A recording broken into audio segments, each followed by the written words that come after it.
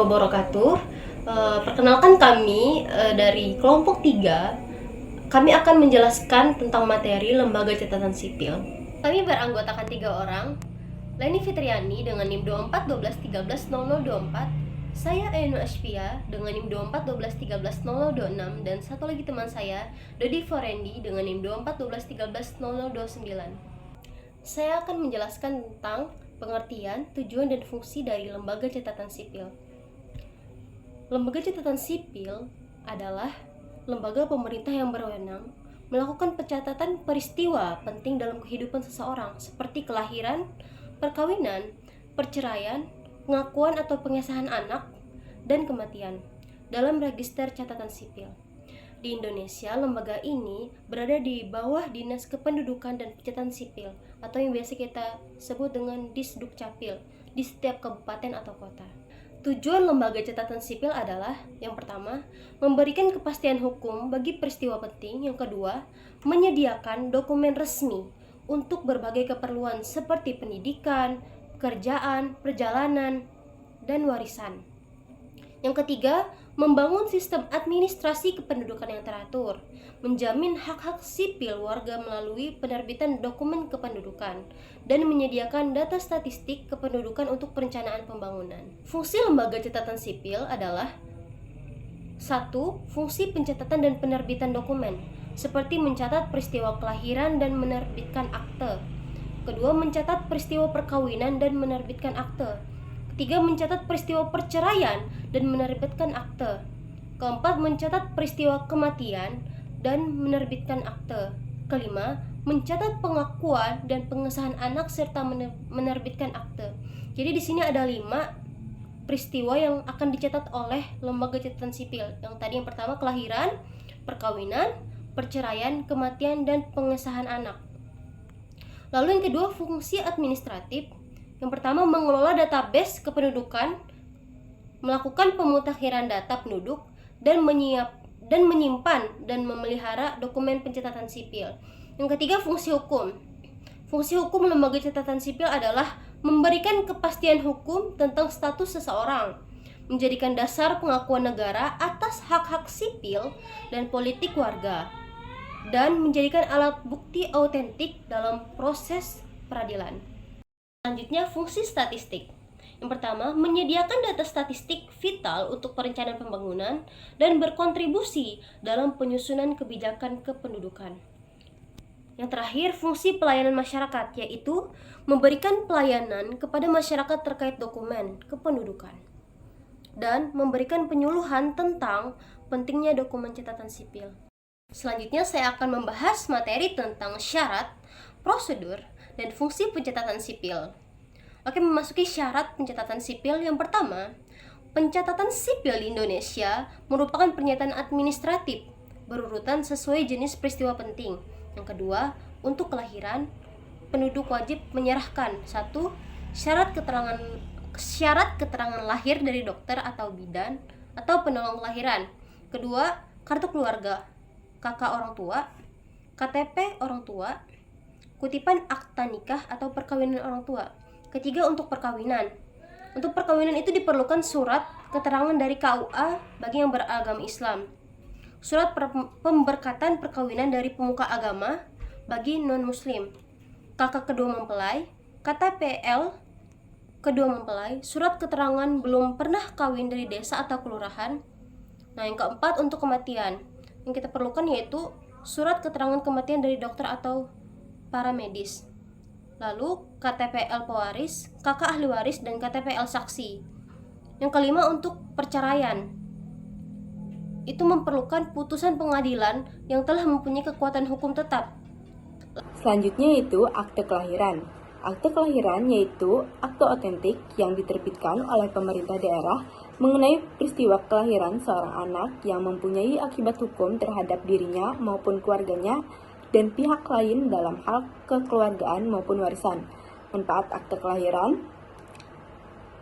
Akte kelahiran memiliki manfaat, yaitu syarat untuk bisa masuk sekolah dari TK sampai perguruan tinggi, melamar pekerjaan, pembuatan KTP, KK, NIK, pembuatan SIM, pembuatan paspor, pengurusan hak waris, dan masih banyak lagi. Akte kematian adalah akte otentik yang diterbitkan oleh pemerintah daerah mengenai peristiwa kematian seseorang yang mempunyai akibat hukum bagi dirinya maupun keluarganya dan pihak lain yang menyangkut bidang kekeluargaan dan warisan. Manfaat akte kematian ini mempunyai peranan dan manfaat untuk menentukan status hukum seseorang sebagai ahli waris, sebagai janda atau duda dari almarhum atau almarhumah. Tujuan dari pernyataan ini adalah untuk menentukan status perdata seseorang sebagai ahli waris dan keterbukaan waris. 18. Pasal 44 Undang-Undang Nomor 24 Tahun 2013 tentang Administrasi Kependudukan yang mengatur tentang kematian disebutkan bahwa setiap kematian itu wajib dilaporkan oleh ketua rukun tetangga di domisili penduduk kepada instansi pelaksanaan setempat paling lambat 30 hari sejak tanggal kematian guna memperoleh akte kematian. Akte perkawinan adalah akte otentik yang diterbitkan oleh pemerintah daerah atas peristiwa hukum mengenai perkawinan antara seorang laki-laki dan seorang perempuan yang bukan beragama Islam sebagai suami istri dengan tujuan membentuk keluarga rumah tangga yang bahagia, kekal, dan abadi berdasarkan ketuhanan yang Maha Esa sebagaimana yang dimaksud dalam Undang-Undang Nomor 1 Tahun 1974. Perkawinan yang sah berdasarkan ketentuan peraturan undang-undang wajib dilaporkan oleh penduduk kepada dinas di tempat terjadinya perkawinan paling lambat 60 hari sejak tanggal perkawinan. Ini diatur dalam pasal 97 Peraturan Daerah Nomor 3 Tahun 2010 tentang penyelenggaraan administrasi kependudukan. Secara umum, manfaat dari pencatatan pernikahan itu adalah 1. Mendapat perlindungan hukum. Bayangkan, misalnya terjadi kekerasan dalam rumah tangga, jika sang istri mengadu kepada pihak yang berwajib, pengaduannya sebagai istri yang mendapat tindakan kekerasan itu tidak dibenarkan. Alasannya karena sang istri tidak mampu menunjukkan bukti-bukti otentik akte pernikahan yang resmi. Selanjutnya, memudahkan urusan perbuatan hukum lain yang terkait dengan pernikahan. Akte nikah akan membantu suami istri untuk melakukan kebutuhan lain yang berkaitan dengan hukum, misalnya hendak menunaikan ibadah haji, menikahkan anak perempuan yang sulung, pengurusan asuransi kesehatan, dan lain sebagainya. Selanjutnya, legislasi formal pernikahan di hadapan hukum. Pernikahan yang dianggap legal secara hukum adalah pernikahan yang dicatat oleh petugas pencatat nikah atau PPN yang ditunjuk olehnya karena walaupun secara agama sebuah pernikahan yang tanpa dicatatkan oleh PPN adalah dasar ilegal menurut hukum. Yang terakhir, terjamin keamanannya. Sebuah pernikahan yang dicatatkan secara resmi akan terjamin keamanannya dari kemungkinan terjadinya pemalsuan dan kecurangan lainnya. Misalnya, seorang suami atau istri hendak memasukkan nama mereka yang terdapat dalam akte nikah untuk keperluan yang menyimpang, maka keaslian akte nikah itu dapat dibandingkan dengan salinan akte nikah tersebut yang terdapat di KUA tempat yang bersangkutan mereka menikah dahulu.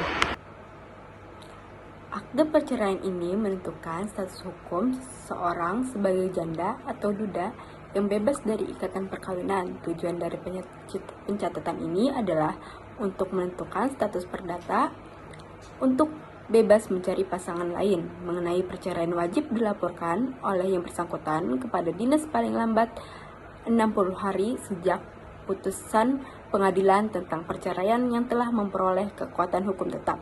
Ini tercantum dalam pasal 105 Peraturan Daerah Nomor 3 Tahun 2010 tentang penyelenggaraan administrasi kependudukan. Jelaslah bila yang bersangkutan telah memiliki akte perceraian, itu artinya untuk menentukan status hukum seseorang dengan jelas sebagai seorang janda maupun duda. Akte pengakuan dan pengesahan anak adalah akte otentik yang diterbitkan oleh pemerintah daerah mengenai peristiwa pengakuan dan pengesahan anak.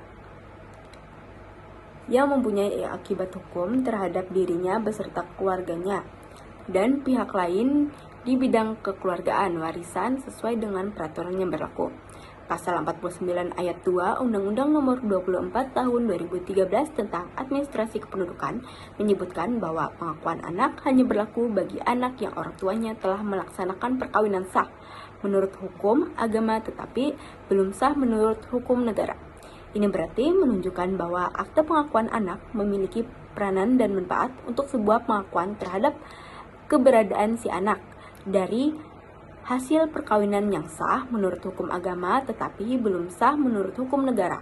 Untuk itu, agar keberadaan si anak diakui oleh negara, maka orang tua harus mengesahkan perkawinannya secara hukum negara. Pengakuan anak wajib dilaporkan oleh orang tua pada instansi pelaksana paling lambat 30 hari sejak tanggal surat pengakuan anak oleh ayah dan disetujui oleh ibu dari anak yang bersangkutan. Ini jelas diatur dalam pasal 49 ayat 1 Undang-Undang Nomor 24 Tahun 2013 tentang Administrasi Kependudukan. Hal serupa juga diatur dalam pasal 119 Peraturan Daerah Nomor 3 Tahun 2010 tentang penyelenggaraan administrasi kependudukan. Sedangkan untuk akte pengesahan anak ini diatur dalam pasal 50 ayat 2 Undang-Undang Nomor 24 Tahun 2013 tentang administrasi kependudukan yang menyebutkan bahwa pengesahan anak hanya berlaku bagi anak yang orang tuanya telah melaksanakan perkawinan sah menurut hukum agama dan hukum negara. Ini berarti menunjukkan bahwa peranan dan manfaat akte pengesahan ini berlaku untuk suatu pengesahan bagi keberadaan si anak yang orang tuanya telah melaksanakan perkawinan sah. Selanjutnya yang D, pengaturan catatan sipil di Indonesia. Yang pertama, landasan konstitusional dalam sejarah regulasi. Pengaturan catatan sipil berlandaskan pasal 26 ayat 3 Undang-Undang 1945. Sejarahnya dimulai sejak kolonial Belanda melalui Stadsblad 1849 nomor 25 dan terus berkembang hingga era kemerdekaan dengan Undang-Undang Nomor 23 Tahun 2006 yang diperbarui menjadi Undang-Undang Nomor 24 Tahun 2013. Regulasi ini mengubah sistem pencatatan sipil menjadi lebih modern dan berbasis hak-hak sipil. Yang kedua, hierarki regulasi dan pembagian kewenangan. Undang-Undang Nomor 24 Tahun 2013 menjadi payung hukum utama, diperkuat dengan Perpres Nomor 96 Tahun 2018 dan berbagai Permendagri termasuk transformasi digital layanan kependudukan. Pemerintah pusat menetapkan kebijakan, provinsi berperan sebagai fasilitor, dan kabupaten atau kota bertanggung jawab atas layanan pencatatan sipil di daerah. Yang ketiga, cakupan dan substansi regulasi.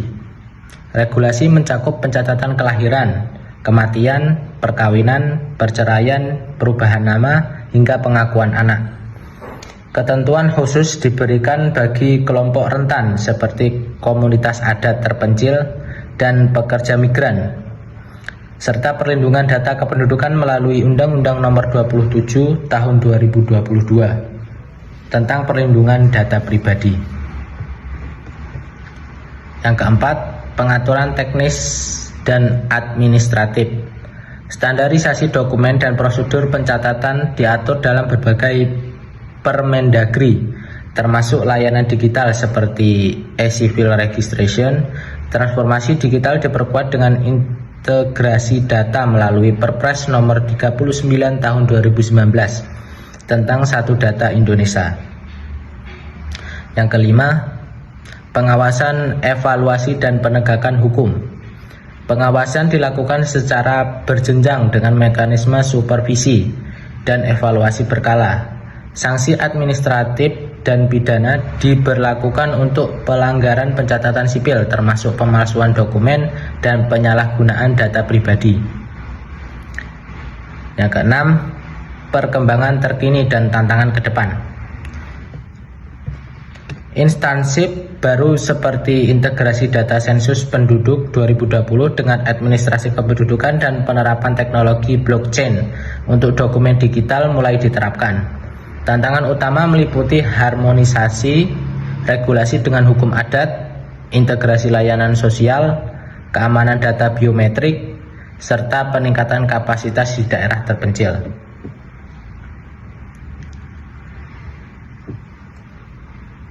Baiklah, di sini saya akan membacakan kesimpulan dari materi makalah kita pada hari ini. Kesimpulannya, lembaga catatan sipil memiliki peran penting dalam administrasi kependudukan dengan mencatat peristiwa-peristiwa penting seperti kelahiran, perkawinan, perceraian, dan kematian. Pencatatan ini memberikan kepastian hukum bagi warga negara dan menjadi dasar dalam berbagai aspek kehidupan, termasuk pendidikan, pekerjaan, serta perlindungan hak-hak sipil. Selain memberikan kepastian hukum, pencatatan sipil juga berfungsi sebagai sumber data kependudukan yang akurat untuk mendukung perencanaan pembangunan nasional. Data kependudukan yang tertib dan lengkap memungkinkan pemerintah untuk membuat kebijakan dan menjadi dasar dalam berbagai aspek kehidupan, termasuk pendidikan, pekerjaan, serta perlindungan hak-hak sipil. Selain memberikan kepastian hukum, pencatatan sipil juga berfungsi sebagai sumber data kependudukan yang akurat untuk mendukung perencanaan pembangunan nasional. Data kependudukan yang tertib dan lengkap memungkinkan pemerintah untuk membuat kebijakan yang lebih tepat dalam berbagai sektor, seperti kesehatan, pendidikan, dan ekonomi. Meskipun regulasi terkait pencatatan sipil telah berkembang, masih terdapat berbagai tantangan yang harus dihadapi. Kurangnya kesadaran masyarakat akan pentingnya pencatatan sipil, akses yang terbatas di daerah terpencil, serta kendala administratif seringkali menghambat pencatatan yang optimal. Faktor-faktor ini menyebabkan sebagian masyarakat tidak memiliki dokumen kependudukan yang sah. Untuk mengatasi permasalahan tersebut, digitalisasi pencatatan sipil melalui Sistem Informasi Administrasi Kependudukan (SIAK) menjadi solusi yang dapat meningkatkan efisiensi dan aksesibilitas layanan. Dengan sistem ini, proses pencatatan dapat dilakukan dengan lebih cepat, mudah, dan transparan, sehingga dapat menjangkau seluruh lapisan masyarakat secara lebih efisien.